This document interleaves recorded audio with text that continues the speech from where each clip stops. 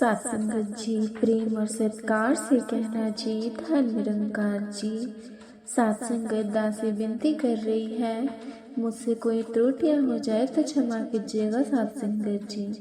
सत्संगत जी, उत्तर भारत के एक छोटे से गांव सत्यधाम में एक प्राचीन सत्संग स्थल था सत्संगत। इस सत्संग में हर रविवार को सद्गुरु परम सत्यानंद जी अपने सत्संगत जी अनुयायियों को प्रवचन दिया करते थे सत्संगत। उनके प्रवचन सुनने के लिए दूर दूर से लोग आते थे। सतगुरु जी कहते थे, बुरा वक्त ईश्वर का संदेश है, हमें हमारे कर्मों का फल दिखाने आता है, लेकिन बुरा वक्त आने से पहले सतगुरु अपने अनुयायियों को सत्संगत जी सात संकेत देते हैं ताकि वे समय रहते अपने जीवन को सुधार सकें सत्संगत। गांव में हर कोई इन संकेतों के बारे में जानने की उत्सुक रहता, लेकिन सतगुरु जी ने कभी उन्हें स्पष्ट रूप से नहीं बताया सत्संगत जी। सत्संगत जी बड़े प्रिय और सत्कार से कहना जी धन निरंकार जी। सत्संगत जी, आज के इस कहानी में पूरी सच्चाई के साथ बहुत ही अच्छे विचार मिलने वाला है। वीडियो को लास्ट तक बने रहिएगा सत्संगत। चैनल पे नए होंगे चैनल को सब्सक्राइब करना ना भूलिएगा सत्संगत जी। आइए, सतगुरु कहते हैं, बुरा वक्त आने से पहले सात संकेत मिलते हैं, लेकिन जो सतगुरु स्पष्ट रूप से नहीं बताते। लेकिन आइए एक कहानी के माध्यम से पूरी सच्चाई के साथ समझते हैं, जिस कहानी को सुनने मात्र से आपके रोंगटे खड़े ना हो जाए। तो गांव में रमेश नामक एक ईमानदार किसान रहता था। उसकी पत्नी गीता और बेटी जो कि बेटा राहुल उसके परिवार का हिस्सा था। रमेश अपने खेतों में मेहनत करता और भगवान का नाम लेकर सदा जीवन जीता था। लेकिन धीरे धीरे रमेश अपने जीवन में गलतियां करनी शुरू कर दी। वो प्रार्थना करना भूल गया, अपने माता पिता की अवहेलना करने लगा और दूसरों को तुच्छ समझने लगा। सतगुरु जी ने रमेश को कई बार चेतावनी दी, लेकिन उनकी बातों को गंभीरता से नहीं लेता। एक दिन रमेश के खेत में अचानक सूखा पड़ने लगा। बारिश होना के कारण कोई सत्संगत जी आसार साधन नहीं था, लेकिन सत्संगत उसने बहुत प्रयास किया, लेकिन उसकी फसलें बर्बाद हो गई। सतगुरु जी ने कहा, यह पहला संकेत तुम्हारा जो प्रकृति तुम्हारे खिलाफ हो, तो तुम्हारे जो कर्मों में दोष है। रमेश ने इसे एक सामान्य घटना मानकर अनदेखा कर दिया। रमेश के बेटे राहुल की यह जो सेहत अचानक खराब होने लगी, डॉक्टर ने कहा कि उसकी बीमारी का कारण तनाव और चिंता है। सतगुरु जी ने कहा, ये दूसरा संकेत जब परिवार के सदस्य दुखी और बीमार होने लगे तो समझो कि तुम्हारे व्यवहार में कुछ गलती है। रमेश ने इस संयोग जो कि मानकर फिर से अनदेखा कर दिया। रमेश के सब करीबी दोस्त मोहन अचानक उनसे दुश्मनी कर ली। मोहन के खिलाफ झूठी अफवाह फैलानी शुरू कर दी सत्संगत जी। तो सत्संगत जी, सतगुरु जी ने कहा, यह तीसरा संकेत है। जब मित्र तुम्हें छोड़ने लगे या दुश्मनी करने लगे तो ये तुम्हारे अहंकार का परिणाम है। रमेश ने इसे भी गंभीरता से नहीं लिया। रमेश के घर में अजीब घटनाएं घटी। रात में दरवाजे अपने आप खुल जाते और उसे कई बार बुरे सपने भी आने लगे। सत्संगत जी, सतगुरु जी कहते हैं, ये चौथा संकेत है। जब तुम्हारे घर का वातावरण अशांत हो जाए तो ये संकेत कि तुम्हारी आत्मा असंतुलित है। रमेश ने इसे अंधविश्वास समझकर टाल दिया सत्संगत। रमेश का कारोबार भी चौपट होने लगा। जो ग्राहकों से उसे नियमित रूप से सामान जो कि खरीदते थे उन्हें पाना बंद कर दिया। सतगुरु जी कहते हैं, ये 5वां संकेत, जब धन और संपत्ति तुम्हें छोड़ने लगे तो समझो कि तुम्हारे कर्म और व्यवहार में सुधार की जरूरत है। रमेश ने इसे आर्थिक मंदी का असर समझा। रमेश की पत्नी गीता ने उससे शिकायत की कि वो अब पहले जैसा नहीं रहा। उसने कहा कि रमेश अब ना तो परिवार को समय देता और ना कि भगवानों को समझता। सतगुरु जी कहते हैं, ये 6ठा संकेत, जब तुम्हारे अपने लोग तुम्हारे खिलाफ हो जाएं, तो ये तुम्हारे गलत फैसले का नतीजा है। रमेश ने इसे घरेलू विवाद मानकर नजरअंदाज कर दिया सत्संगत। एक दिन रमेश के घर में आग लगने ही वाली। घर का एक हिस्सा पूरी तरह नहीं, थोड़ा हल्का जल चुका।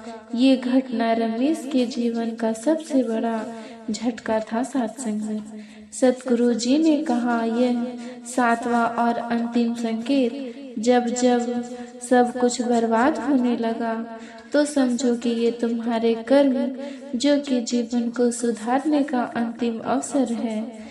रमेश अब पूरी तरह टूट चुका। सत्संगत, उसने सतगुरु जी के पास जाकर अपनी सारी गलतियों के लिए माफी मांगी। सतगुरु जी ने कहा, तुम्हारे जीवन के ये 7 संकेत तुम्हें यह बताते आए थे कि तुम्हारे अपने कर्म, विचार और व्यवहार को सुधारो। उसके सुधारने की सख्त जरूरत है। अब भी समय है। भगवान का स्मरण करो और सही मार्ग पर चलो।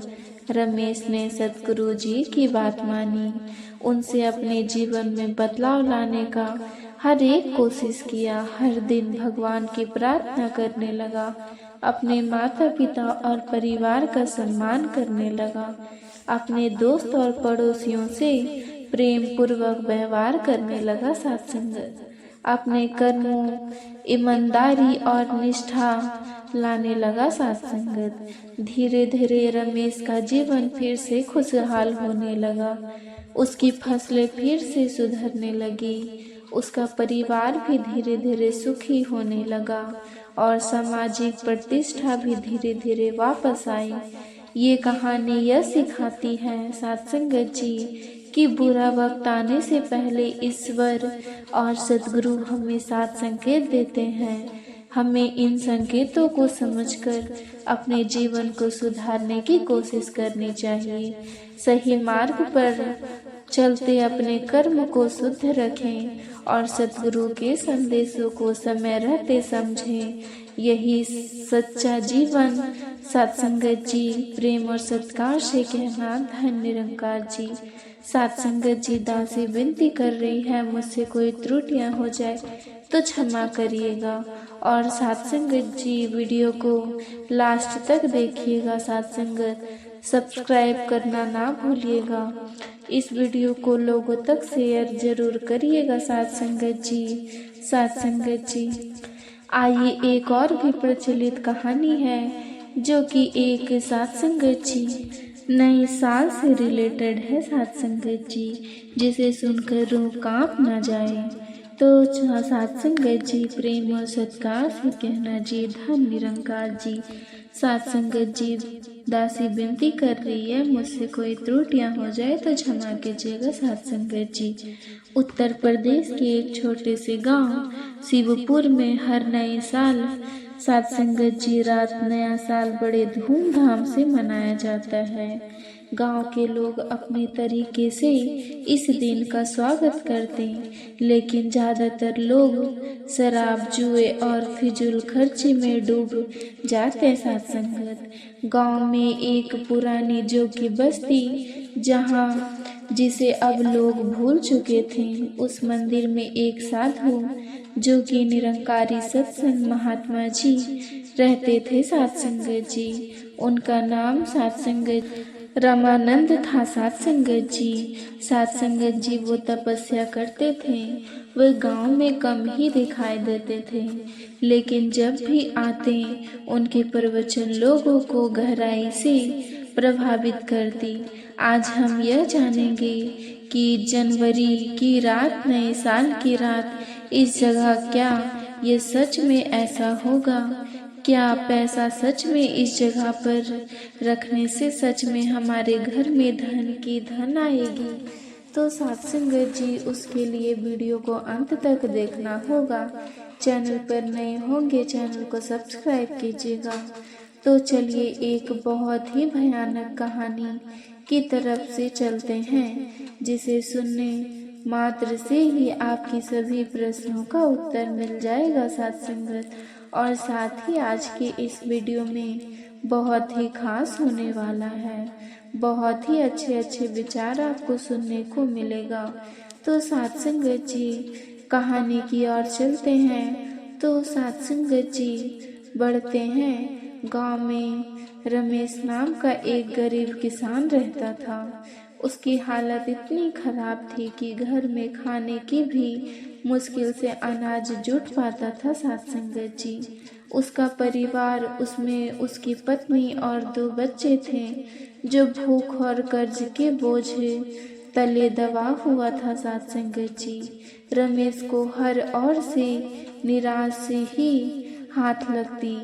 उसने कई उपाय किए, लेकिन उसकी गरीबी दूर होने का कोई नाम नहीं ले रहा था। तो सात संगत जी, सुबह रमेश ने, जो कि महात्मा जी से सात संगत राय लेना सोचा और वहां पर देखा, तो जो कि उस गांव से बाहर बैठे दिखाए महात्मा जी, उनकी आंखों में अद्भुत तेज थी सात संगत जी। रमेश ने उनके चरणों में गिरकर उनकी दुर्दशा सुनाई और मदद मांगी। साधु बाबा, जो कि महात्मा जी थे, वो बहुत बूढ़े मतलब थे सात संगत। तुम्हारे वह कहे कि तुम्हारे जीवन में बदलाव तभी आएगा जब तुम विश्वास और श्रद्धा के साथ एक उपाय करोगे। रमेश ने पूछा, क्या उपाय है बाबा? साधु, जो कि बाबा मुस्कुराए, बोले, आज रात ठीक 12 बजे 1 रुपए सिक्का लो और उसे अपने घर के जो पूजा स्थान है वहाँ पर रख दो। ये सिक्का भगवान को अर्पित करो और उनमें अपने जीवन में समृद्धि और शांति का आशीर्वाद मांगो। रमेश ने, जो कि महात्मा जी की बातों को गहराई से सुना और ठान लिया कि वह यह उपाय करेगा, लेकिन समस्या थी कि उनके पास 1 रुपए नहीं थे। रमेश ने इधर उधर से ढूंढा, लेकिन कहीं भी उसे 1 रुपए का सिक्का नहीं मिला सात संगत। अंत में उसने अपनी पत्नी से कहा, हमारे पास कुछ भी नहीं, लेकिन यह उपाय को करने का सही समय यही है। कुछ भी करके 1 रुपए का सिक्का जो कि लाना होगा। उसकी पत्नी ने अपने पुराने बक्से से 1 रुपए का सिक्का पुराना ढूंढा और ढूंढ कर निकाल दिया। यह सिक्का उसके परिवार के पास आखिरी संपत्ति के रूप में बचा था सात संगत। रात को 12 बजे रमेश ने, जो कि महात्मा के पास बताए गए अनुसार पूजा स्थान पर 1 रुपए का सिक्का रखा। उसने भगवान से प्रार्थना किया, हे ईश्वर, मेरी गरीबी दूर करो, मेरे परिवार को सुख शांति और धन प्रदान करो। सिक्का रखते ही रमेश को ऐसा लगा मानो कमरे में एक दिव्य प्रकाश फैल गई। उसमें इतना सात संगत जी अपना भ्रम समझकर अनदेखा किया और सोने चला गया। सात संगत जी, जनवरी की सुबह रमेश की जीवन में अजीबोगरीब घटनाएं घटी।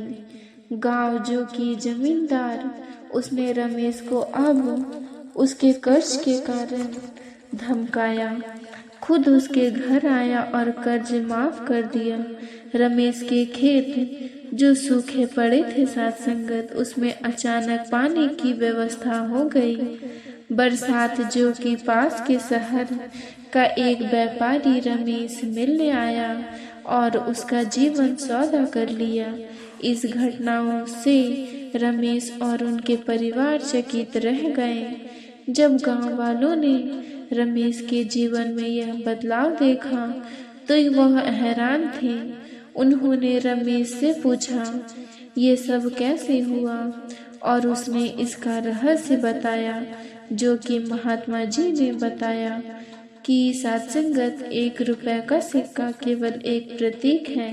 ये विश्वास और समर्पण का प्रतीक है। सत्संगत जब तुम अपनी पूरी श्रद्धा के साथ मानो अपने यह जो वीडियो है देखा, वीडियो को क्लिक किया क्योंकि आपको विश्वास है। उस विश्वास के साथ अगर आप कोई भी कार्य करते हैं तो सत्संगत जी लगन से करते हैं तो जरूर ही सफल होगा, क्योंकि कोई कर्म से धनी और कर्म से गरीब नहीं होता। कर्म करना होगा, सच्चे कर्म श्रद्धा के साथ भगवान को अर्पित करो तो वो तुम्हारे जीवन में समृद्धि और शांति ला देंगे। सत्संगत उन्होंने आगे कहा, ये उपाय केवल पैसे का खेल नहीं, ये तुम्हारे मन, आत्मा और कर्म को शुद्ध करने का तरीका है। भगवान तुम्हारे प्रयास और विश्वास को देख रहे हैं और उसी के अनुसार तुम्हारे फल देते हैं। उस दिन के बाद गांव में एक नई परंपरा शुरू हुई। हर साल दिसंबर सत्संगत जी रात गांव के लोग अपने घर में 1 रुपए का सिक्का पूजा स्थान पे रखते और भक्ति जो की श्रद्धा सत्संगत जी साथ ही मानना था कि विश्वास है, उस विश्वास के साथ अपना पैसे धैर्य करते हैं और गरीबी को दूर करते हैं। सत्संगत हर घर में सुख शांति का वास होता है। ऐसे सत्संगत जी यह कहानी यह सिखाती है कि विश्वास और समर्पण किसी भी समस्या का समाधान कर सकती है। 1 रुपए का सिक्का विश्वास आपको यहाँ तक लेकर आया है। असली चमत्कार आपकी श्रद्धा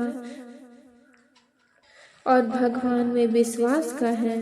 सत्संगत जी नए साल की शुरुआत सही तरीके से करें, विश्वास और श्रद्धा के साथ करें, भगवान से प्रार्थना करें और देखिए कैसे आपका जीवन बदलता है। सत्संगत जी तो सत्संगत जी आपको तनिक भी पसंद आई हो तो सत्संगत जी चैनल पे नए होंगे तो चैनल को सब्सक्राइब कीजिएगा।